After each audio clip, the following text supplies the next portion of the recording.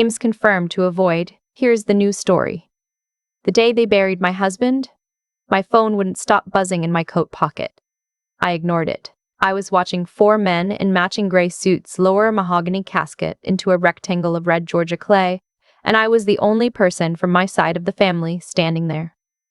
Not my mother, not my father, not my younger sister, not Bethany, the woman who'd been my best friend since the 2nd grade, who'd held my hair back when I got drunk for the first time at 16, who'd been my maid of honor. None of them came. My husband Wesley was being buried on a Tuesday morning in October. His brother stood to my left, holding his mother up because her legs kept giving out. His father, a retired postal worker with hands like leather, kept one arm around me the whole time. Wesley's co-workers from the firehouse came in their dress blues, 43 of them, standing in formation, not a man moving, while the bagpiper played Amazing Grace so slow it felt like the world was ending in slow motion.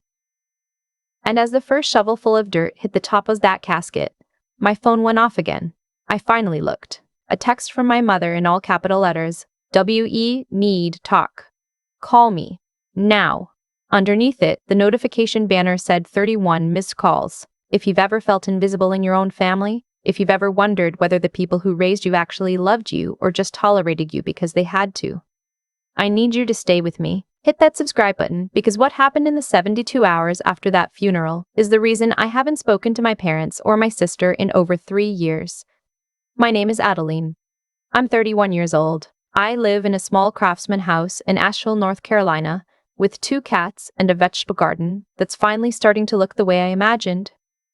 But to tell you how I got here, I have to start with Wesley. I met Wesley when I was 24. I was working as a dental hygienist in Charlotte, and he came in for a cleaning with a chipped front tooth from a kitchen fire he'd put out the week before. He apologized for his breath. He apologized for his hair. He apologized for the cinder soot still under his fingernails, because he'd come straight from a 24-hour shift.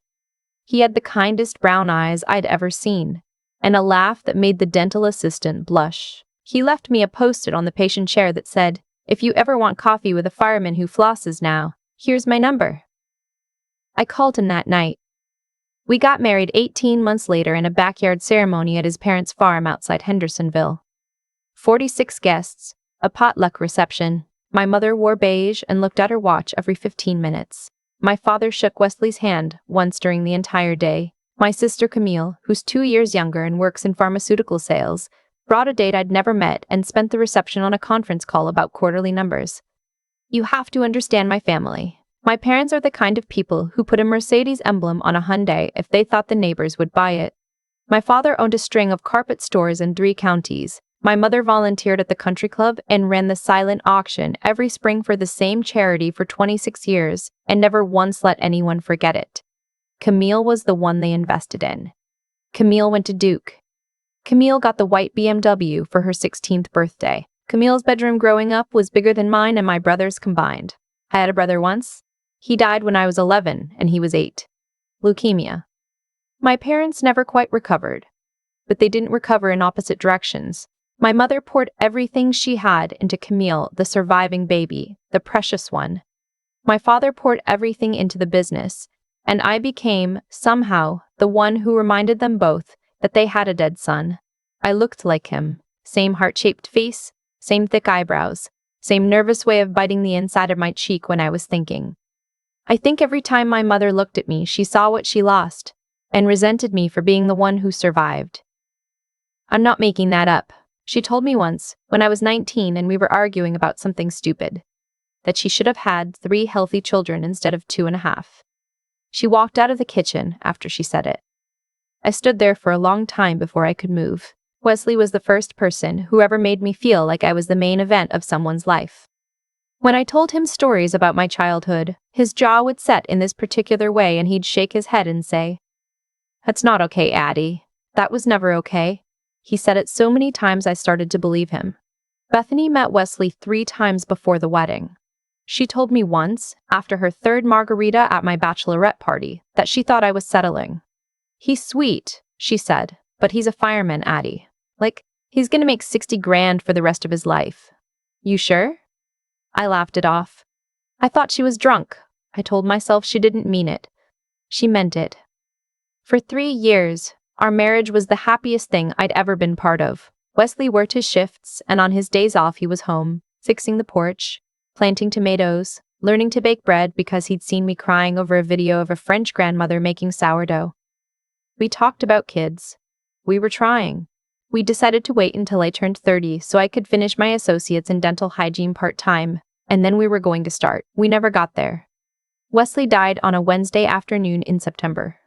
A duplex fire in West Asheville. He went in to clear the second floor because the homeowner was screaming that her grandmother was still upstairs. The grandmother wasn't upstairs. The grandmother had been at bingo. The floor collapsed under Wesley, and he fell into the basement, and the ceiling came down on top of him. His captain told me later that he died on impact. He didn't suffer. The captain said that twice. I think he needed to hear it as much as I did. I was at work when they came to the office. 2 firemen in dress uniforms and a chaplain. I knew before they opened their mouths. My boss had to drive me home because I couldn't stop shaking enough to hold the steering wheel. I called my mother from the driveway. My hands were so cold I could barely make the screen work. "Mom," I said. "Wesley died. There was a fire. He's gone." There was a pause. Then she said, "Oh, honey." "Oh no. Was it quick?" I told her yes. I told her the captain said it was quick. "Well, that's a blessing," she said. "That's something to hold on to." And then, without taking a breath, she said, "Listen, I have to tell you something. I know the timing is awful, but Camille got engaged on Sunday. I've been trying to call you all week. We're throwing her an engagement party at the club next Saturday, and I need you to confirm." I hung up. I called my father next. He answered on the 4th ring, and I could hear ESPN in the background. I told him Wesley was dead. "Jesus, Addie," he said. "That's awful. That's just awful. Listen, your mother's been trying to reach you about your sister's thing. Can you call her back? She's been driving me up a wall." I hung up. I called Bethany. She picked up on the 2nd ring, breathless. "Addie, I literally cannot talk right now. I'm in the middle of helping Camille pick out invitations for the engagement party. Can I call you back tonight?" I sat in my driveway for 40 minutes before I could move. Wesley's parents were already on their way. His mother held me on the kitchen floor for 2 hours that night while I screamed into a dish towel so the neighbors wouldn't hear. The next morning, I sent a group text to my parents, my sister, and Bethany. I made myself type it out clearly. I said, "Wesley died yesterday in a fire. The funeral will be at St. Mark's Episcopal on Tuesday at 11 a.m. with burial at Riverside Cemetery to follow. Please be there. I need you." My father wrote back, "We are so sorry for your loss, sweetheart. We will do our best to be there. We will do our best to be there. We will do our best." My mother wrote back, "Honey, we are heartbroken for you. Unfortunately, Tuesday is Camille's engagement party at the club. We've had it planned for weeks, and the deposits are non-refundable. We will hold a moment of silence for Wesley during the toasts. Please let me know about a memorial service after." I read that text 7 times. I had to read it 7 times to understand it was real. The engagement party was on Tuesday, the same day. They knew. I had told them about the funeral date 48 hours before the party, and they had decided in those 48 hours that a deposit at a country club was more important than burying their son-in-law. The country club where my mother had been a member for 26 years. The country club that absolutely, 100%, would have rescheduled. Camille wrote back next. "So sorry, Addie. Wishing you peace. Thinking of you." 3 pink heart emojis. Then, 10 minutes later, "BTW, if you do want to come to the engagement party afterward, that would mean a lot. We'd all understand if you can't, but the door is open." Bethany wrote back last. She wrote, "Oh, Addie, my heart is broken for you. I will absolutely be at the funeral. I'll get there early to help with anything you need. I love you. Whatever you need." She did not come. I want to be clear about something. In the days between Wesley's death and the funeral, I was not a person. I was a body that someone else was operating from a long distance. Wesley's mother fed me. Wesley's father drove me to the funeral home. His brother helped me pick out the casket. I chose the mahogany one because Wesley had built our dining table out of mahogany, and I needed something that reminded me of his hands. We chose burial because Wesley had told me years before, on a long car ride to the coast, that he wanted to be buried, not cremated, because he wanted there to be a place his nieces could visit when they grew up. I called Bethany on the Monday night before the funeral. She picked up. I could hear champagne glasses clinking in the background. Addie, I'm so sorry. I'm at Camille's pre-party dinner. I literally cannot hear you, can I? You're at the pre-party, I said. There was a long pause. I told her weeks ago I'd help her with. Wesley is dead, I said. We're burying him tomorrow. I'm asking you to be there. Addie, I will be there. I promise. I'll leave early in the morning. I'm so sorry. I love you. She did not come. Tuesday morning, I put on the only black dress I owned. It was a sundress, really, with little flutter sleeves. I'd bought it for Wesley's grandfather's funeral 2 years before. Wesley's mother brought over a black cardigan to put over it. She did my hair for me because my hands were shaking too hard to hold a brush. The church was full. 43 of Wesley's brothers in dress blues filling the entire left side. His family on the right. My side of the church had 3 people in it. My old college roommate who had driven down from Knoxville, my boss from the dental practice, and an aunt I'd seen maybe 4 times in my life who lived in Greenville and showed up because she'd seen the obituary in the paper. The pew reserved for my immediate family was empty. The funeral director had set up a little reserved sign on it. I asked him to take it down before the service started. I couldn't look at it. I gave the eulogy. I don't remember most of what I said. I remember telling the story of the post-it note. I remember telling them Wesley flossed every night, even after a 24-hour shift, because he believed in not embarrassing his wife at family gatherings. I remember the firemen laughing through their tears. We drove to the cemetery in a procession. The funeral director rode with me because Wesley's parents had to ride in their own car with his brother. The whole way there, my phone kept buzzing in my coat pocket. I didn't look at it. The grave was on a small hill under a pin oak. The bagpiper played. The honor guard folded an American flag for me, slow, deliberate, every crease sharp, and the captain knelt in front of me and pressed it into my hands and thanked me for my husband's service. They lowered the casket. The first shovelful of dirt fell. That was when I finally looked at my phone. 31 missed calls, mostly from my mother. A few from my father. 2 from Camille. 1 from Bethany. And that text from my mother, W.E. need talk. Call me. Now. I turned the phone off. Wesley's parents took me home. They stayed with me that night. I slept in our bed for the first time since Wesley had died, and I held his pillow and breathed in what was left of him until the sun came up. In the morning, I turned my phone on. There were 43 new texts, most of them from my mother. The most recent one, sent at 1 a.m., read, Adeline, I need you to call me first thing tomorrow. There is something important we need to discuss before the lawyer's office opens. This is time sensitive. Please. My father had texted, Sweetheart, we wish we could have been there. We are coming over at 10 if that's all right. Mom and I have something we need to talk to you about. Love, Dad. I made coffee. I sat at Wesley's table, the mahogany one he had built with his own hands, and I drank my coffee and watched the clock. They came at 10 on the dot, my mother, my father, and Camille. Bethany was not with them, which I noticed. They didn't bring flowers, they didn't bring a card. My mother walked in carrying a leather folder. Adeline, she said, I am so glad you're up. I know yesterday was hard. I want you to know we did watch the live stream the funeral home set up. We saw the whole service. You spoke beautifully. I had not authorized a live stream. The funeral director had not mentioned a live stream. There was no live stream. She had made that up on the spot because she thought I wouldn't notice. I noticed. Why are you here? I said. My father cleared his throat. Honey, your mother and I have been talking, and with everything that's happened, we think it's a good time to revisit the family financial picture. There are some things we need to update. He nodded at my mother. She opened the leather folder. As you know, my mother said, your grandmother's trust came due when she passed 3 years ago. The bulk of it has been held in escrow because the original terms required all named beneficiaries to be married before distribution.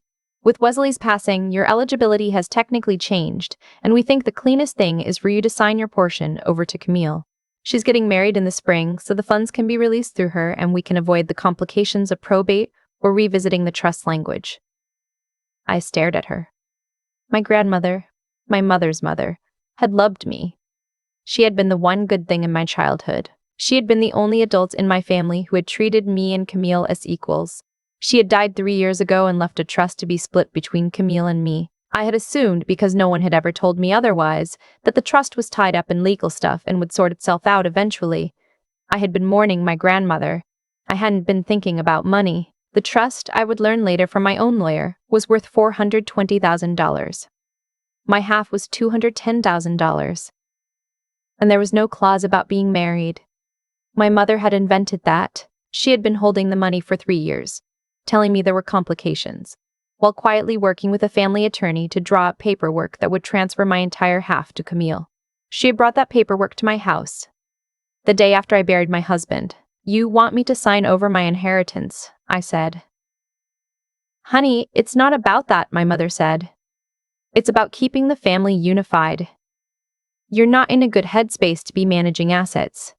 Your father and I are worried about you. Camille can hold the funds for you, and when you're ready, in a few years, we can revisit. Get out of my house." My father said, "Addie, come on now. Get out of my house." Camille, who had been silent until that moment, said, "Adeline, you are being incredibly dramatic. We just buried Grandma 3 years ago, and you didn't fight us on anything. You can't suddenly decide today is the day you care about money. I want you to understand. I had not seen the trust paperwork. I had not been told there was money. They had hidden it from me for 3 years. I stood up. I walked to the front door. I opened it. "Out," I said. My mother stood up slowly. Her face had gone the color of skim milk. "Adeline, you do not understand what you are throwing away. Out." My father put his hand on my arm as he walked past me. He had not hugged me. He had not said he was sorry about Wesley. He had not asked how I was sleeping. The first time he touched me in 8 months was to try to soften the moment he tried to take $210,000 from his widowed daughter. "We love you," he said. I closed the door behind them. "I want to tell you about what happened next, because I think it matters." I called my old college roommate, the one who had driven down from Knoxville for the funeral. Her husband was a probate attorney. He took my call on his lunch break. By that afternoon, I had a copy of my grandmother's trust in my email. There was no marriage clause. There never had been. The money should have been distributed 36 months ago. The attorney filed a motion the next week to force the distribution. My mother had been listed as the trustee. She had been earning a small annual fee for managing the trust, which she had been doing by sitting on it. The court ordered the full distribution within 60 days and removed my mother as trustee. The judge wrote a sentence in his ruling that I had laminated and put on my refrigerator. He wrote, "The trustee's behavior demonstrates a troubling prioritization of one beneficiary over another, in direct violation of her fiduciary duty." My mother sent me a single text after the ruling. She wrote, "I hope you're happy with what you've done to this family." I did not respond. 3 weeks after the funeral, I got a text from Bethany. She wanted to come over. She wanted to talk. She said she owed me an apology and an explanation. She said she had thought about reaching out sooner, but didn't know what to say. She said, "Please." I let her come. I don't entirely know why. Maybe because she was the last piece of my old life, and some part of me still couldn't believe it had really happened. Maybe because I wanted to see her face when I told her what I knew. She brought a bottle of wine. She brought tulips. She sat on my couch and cried for 10 minutes before she said anything. When she finally talked, she said, "Addie, I am so sorry. I overslept. I had way too much to drink at the dinner the night before, and I missed the morning. By the time I woke up, the service was already over. I have been beating myself up about it every single day. I love you. I love Wesley. I cannot believe I wasn't there for you." I let her finish. Then I said, "Camille posted Instagram stories during the funeral. The party was at noon. The funeral was at 11. You weren't even at the cemetery at 1 in the afternoon when I was burying him. Because at 1 in the afternoon, you were tagged in a story holding a glass of champagne in the club ballroom. I know because someone screenshot it for me. I have the timestamps." Bethany opened her mouth. She closed it. "I have the screenshots, Bethany. There is one of you and my sister with your arms around each other. You're laughing. The caption says, 'Best Girls.' It was taken at 12:53 p.m. while I was watching them put my husband in the ground." She put her face in her hands. "You didn't oversleep," I said. You chose her. You chose the party. You chose the food and the photographs and the rich fiancé and the country club. You chose all of it over me. And I want you to say it out loud." She was crying so hard she could barely breathe. "Say it," I said. "I chose her," she whispered. "Why?" She didn't answer for a long time. Then she said, "Because being friends with Camille was easier. Because your family was always going to be the popular one. And I've known that since we were kids. Because I knew if I picked you, I'd lose them. And I didn't want to lose them. And I told myself it was just one day. I told myself you'd forgive me. I told myself Wesley would have wanted me to keep the peace. Don't you dare put words in my husband's mouth." She nodded.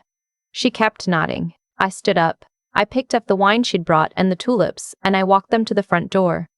"You don't get to come back from this," I said. "I'm not going to scream at you. I'm not going to make a scene. I just want you to leave, and I want you to never contact me again. If you see me in public, walk the other way. If you have something you want to say to me, write it down and burn it, because I don't want to hear it. We have known each other for 23 years, and you are a stranger to me now." She left. She didn't say anything else. I sat on the floor of my hallway and I cried for an hour. The next 6 months were the hardest of my life. I'm not going to pretend they weren't. I went to grief counseling twice a week. I joined a young widows group online and met 2 women who became, slowly, real friends. I sold the Charlotte townhouse Wesley and I had been renting, and I moved an hour west into a little craftsman in Asheville, with a yard for a garden, because Wesley had always talked about wanting a yard. I used part of the trust money to pay off the house outright. I used part of the life insurance to set up a scholarship in Wesley's name for the children of firefighters who died on duty in North Carolina. The fire department helped me organize it. His captain cried at the ribbon cutting. I got 2 cats from the shelter. I named them Biscuit and Sourdough because Wesley would have approved. I did not respond to my mother's texts. She sent a lot of them. They escalated from sad to angry to threatening to sad again, on a loop.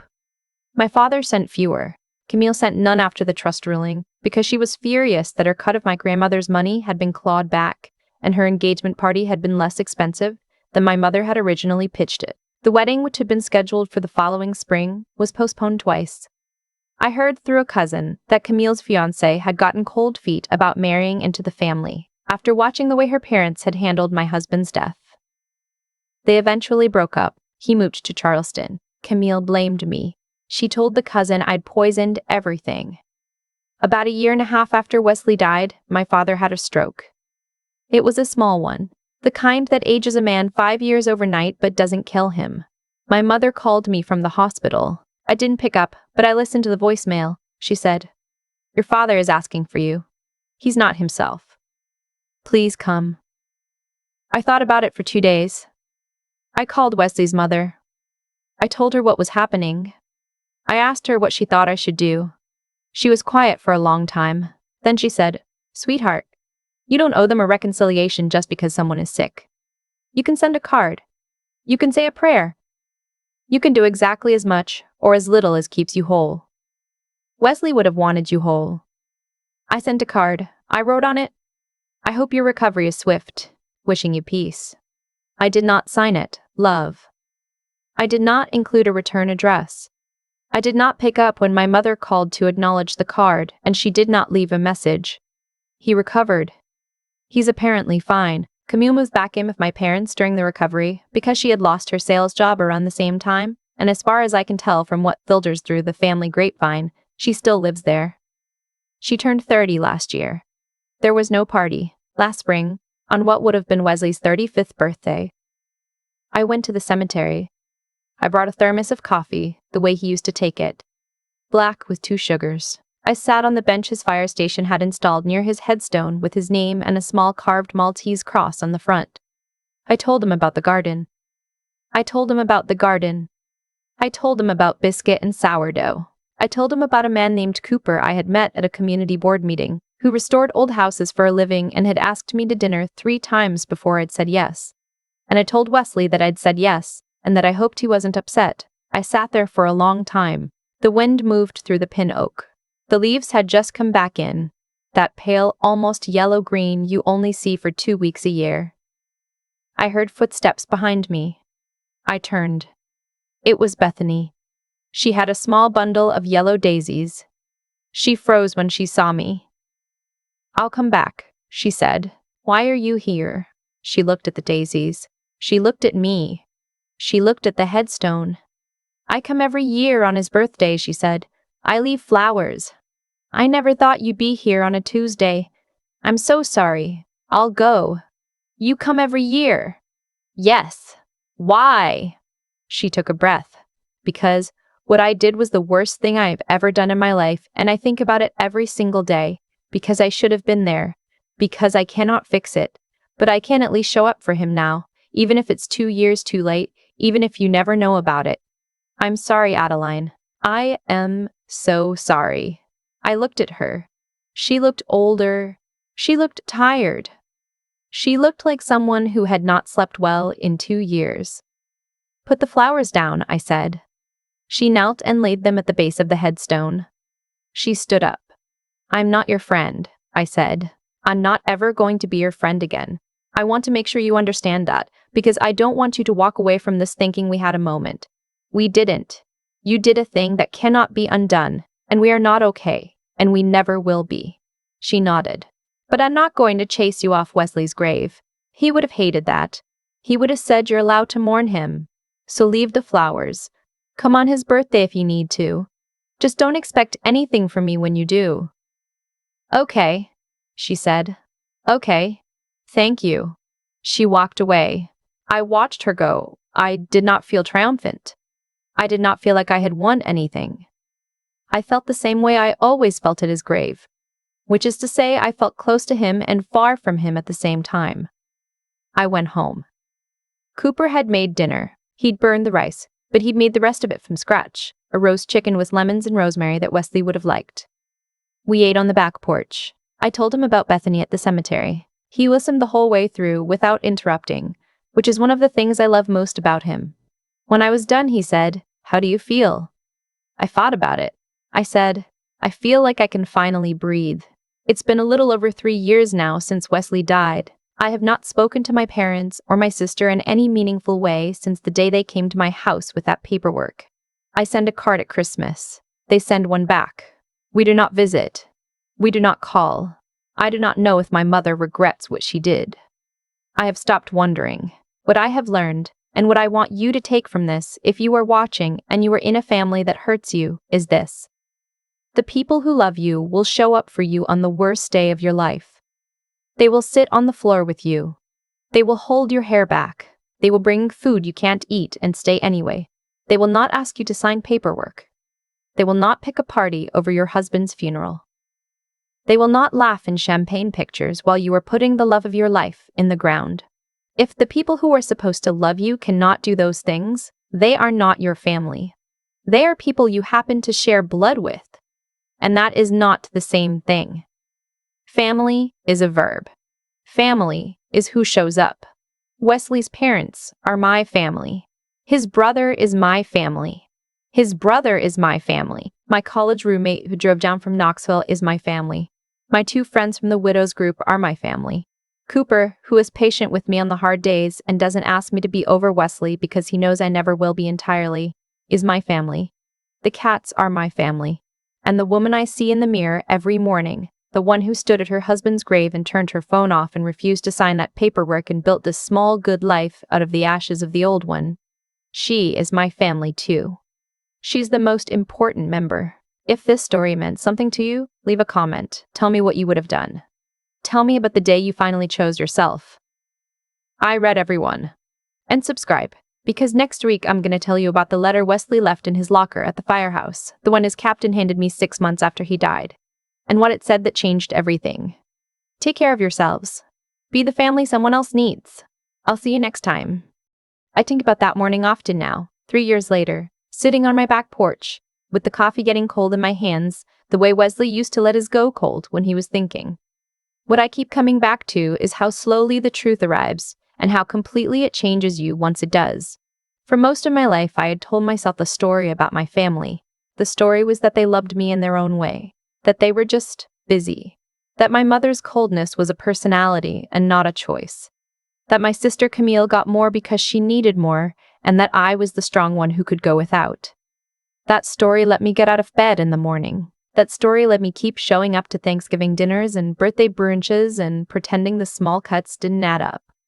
The day they brought that paperwork into my house, the day after I buried Wesley, the story finally broke. And once it broke, I could not put it back together, no matter how badly part of me wanted to. What I have learned is that every choice plants something.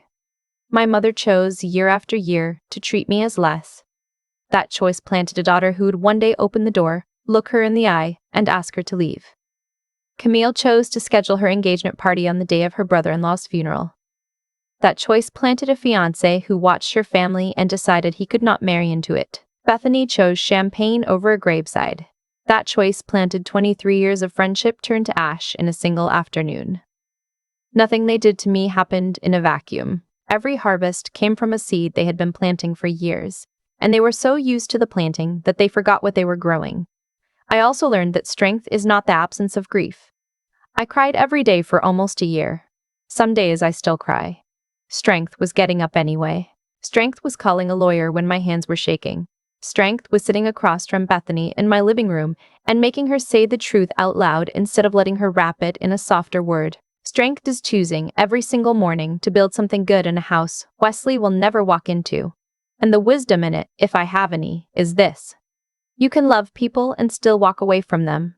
You can wish your parents well from across a distance you do not close. You can let a former best friend leave flowers at a grave without ever calling her your friend again. None of that makes you cruel. The cruelty was theirs first, and refusing to absorb it forever is not revenge. It is a basic act of self-respect. The people who deserve a seat at your table are the ones who pulled up a chair on your worst day. Everyone else can find their own dinner.